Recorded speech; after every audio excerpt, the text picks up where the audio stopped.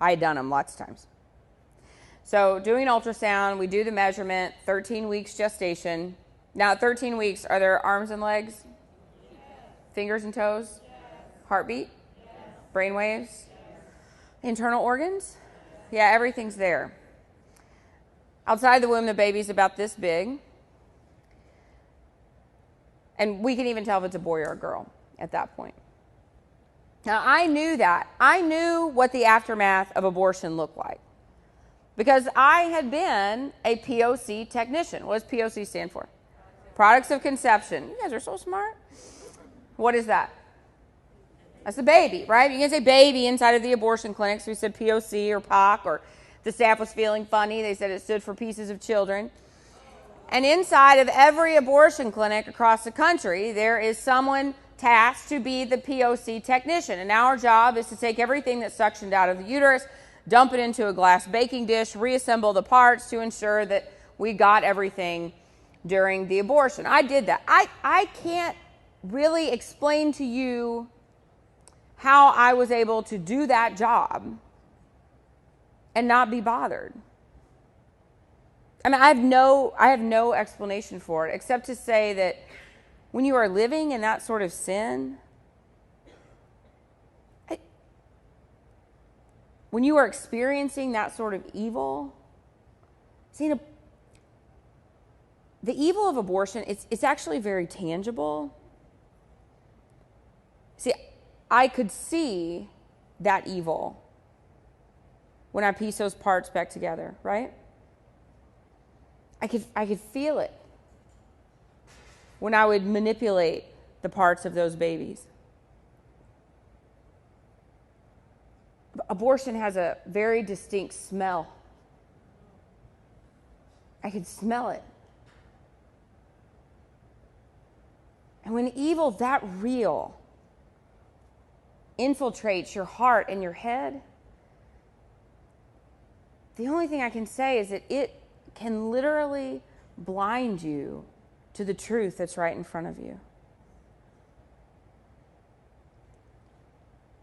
And so I was standing there looking at the ultrasound and feeling a little nervous because I didn't know what I was going to see, but I knew one thing was for sure, and that was that this baby, this fetus, whatever, was not going to feel anything. Now, how did I know that? Because Planned Parenthood sent me a memo about it. And the memo was entitled Answers to Tough Questions. The most frequently asked question I got from women seeking an abortion was, will my baby feel this? And Planned Parenthood knew that we had to have a very clever answer. And our answer was no, the fetus has no sensory development or does not feel anything for 28 weeks. Now, do you believe that? No. Well, I did. I knew better. I knew it was a lie. I mean, I had to believe the lie because the truth was really inconvenient for me. You know why 28 weeks? Because Planned Parenthood doesn't do abortions past 28 weeks. They just picked a number that would be financially smart for them.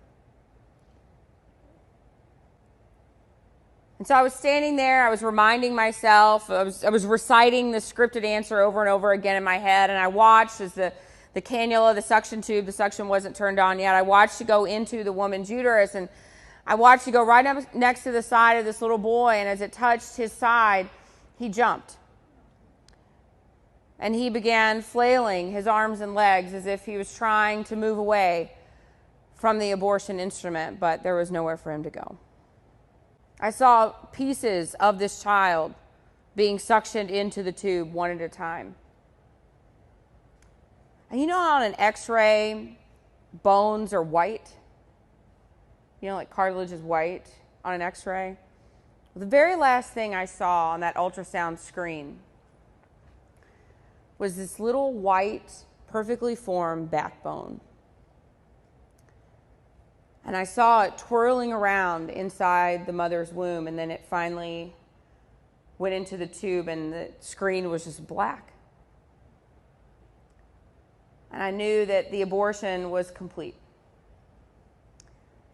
Abortion is the only procedure I can think of where its success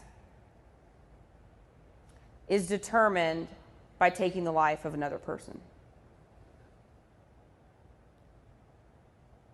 And that was bad. All of that was bad. But that wasn't the worst part. The worst part was that when I had the opportunity to intervene, I just stood there and I did nothing.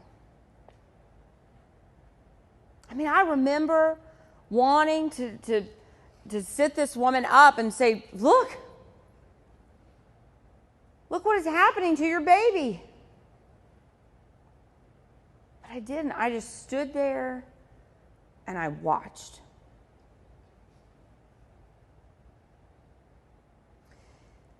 It took me a week to leave. I can assure you I did not want to leave my job at Planned Parenthood. I tried really hard to make what I had seen okay in my mind. I made a lot of money. We were enjoying this lifestyle because of the money that I received from Planned Parenthood. I thought, what are we going to do? How are we going to do it? I did not want to leave. But finally, on a Monday morning, I went to work, and I felt physically ill to be there. I just felt nauseous to even drive into work, and I was sitting at my desk, and I was praying, probably really for the first time in 8 years. I mean, don't get me wrong, I went to church every Sunday that I worked inside of Planned Parenthood, but I wasn't really talking to God because I didn't want to hear what he had to say. So I didn't really have a communication with God. But it looked great for us in the pro-choice movement if we had people who proclaimed to be Christians and went to church. So that's why I kept going.